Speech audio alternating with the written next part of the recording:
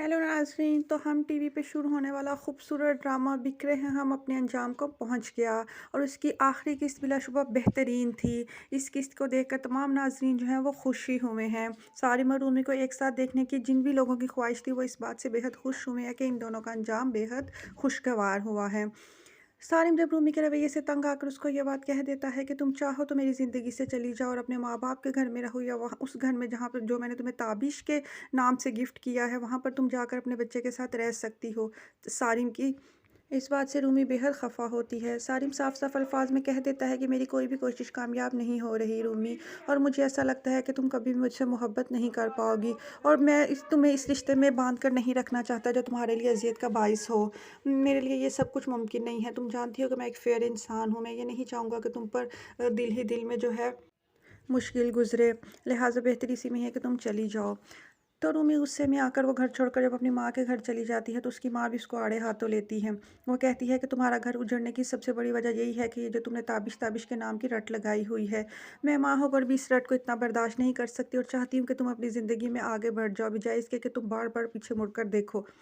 मगर तुम इस बात से बाज नहीं आई, तो सारिम एक शोहर होकर इस बात को कैसे बर्दाश्त कर सकता था। तुम एक निहायत ही बेवकूफ़ लड़की हो। तुम्हें सब कुछ मिला था। सारिम ने तुम्हारे लिए क्या नहीं किया। तुम्हारे बच्चे को सगे बाप से बढ़कर प्यार दिया। तुम्हारे साहब का शोहर का खूबसूरत घर तुम्हारे एक दफ़ा कहने पर तुम्हारे नाम कर दिया। तुम्हारे भाई को बिजनेस सेट करके दिया। उससे नुकसान भी हुआ तो तब भी उसने उफ तक नहीं की। इतना कुछ वो तुम्हारे लिए कर रहा है। तुमसे इतनी मोहब्बत करता है, इतनी आसाइश और सहूलतों में रखा हुआ है, और तुम जैसी बेवकूफ़ लड़की मैंने आज तक नहीं देखी। मगर रूमी अपनी माँ के साथ गुस्सा करते हुए कहती है कि वो मुझसे मोहब्बत नहीं करता, वो किरण से मोहब्बत करता था। रूमी की इस बात को उसकी माँ रद्द कर देती है और वो कहती है कि जो इस दुनिया में ही नहीं है, तुम उसकी वजह से अपना और अपने शौहर का ताल्लुक ख़राब कर रही हो। दूसरी तरफ सारिम की माँ भी आकर रूमी को समझाने की कोशिश करती है। वो कहती है कि मेरा बेटे की मोहब्बत पर शक मत करो, वो तुमसे बेहद दिल से मोहब्बत करता है और उसने ये रिश्ता बड़ी खूबसूरती और मोहब्बत से जोड़ा था। तुम अपने बच्चे की तरफ देखो कि वो सारिम के साथ कितना अटैच हो चुका है और बिल्कुल उसे सगे बाप की तरह समझता है। सबके समझाने के बाद रूमी की अकल भी ठिकाने आ जाती है। लिहाजा वो रोते धोते हुए सारिम के पास जाती है और उसको कहती है कि मुझे माफ़ कर दो जो भी पहले हो चुका।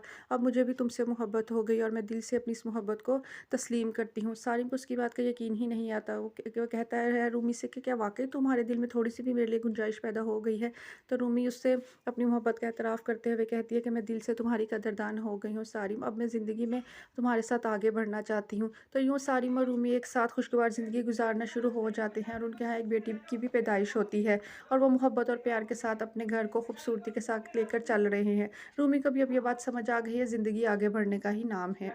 ताबिश एक बेशक एक बेहद अच्छा इंसान और बेहतरीन शौहर था, मगर अब जब वो इस दुनिया से चला गया है तो वो आकर रूमी या आहिल की तमाम ज़रूरियत पूरी नहीं कर सकता। रूमी को यह बात समझ आ जाती है कि ज़िंदगी में आगे बढ़ने के लिए आपको अपने आसपास के रिश्तों की कदर करनी पड़ती है, और बेशक दिल से ताबिश से मोहब्बत हो भी तो हर वक्त वो उसके किरदार करके सारिम का दिल नहीं दुखा सकती। लिहाजा वो अब सारिम की दिल से कदर करती है और वो दो हंसी खुशी रहना शुरू कर देते हैं। और अब रूमी के इस फैसले से उसकी सास और उसकी माँ भी बेहद खुश हैं कि इस लड़की को अकल आ गई है। दूसरी तरफ अब सारिम को भी ये बात समझ आ जाती है कि रूमी को सिर्फ थोड़ा-सा वक़्त चाहिए था। वो बस इज़हार नहीं कर पा रही थी, मगर वो दिल से सारिम और उसकी मोहब्बत को कबूल कर ही चुकी थी।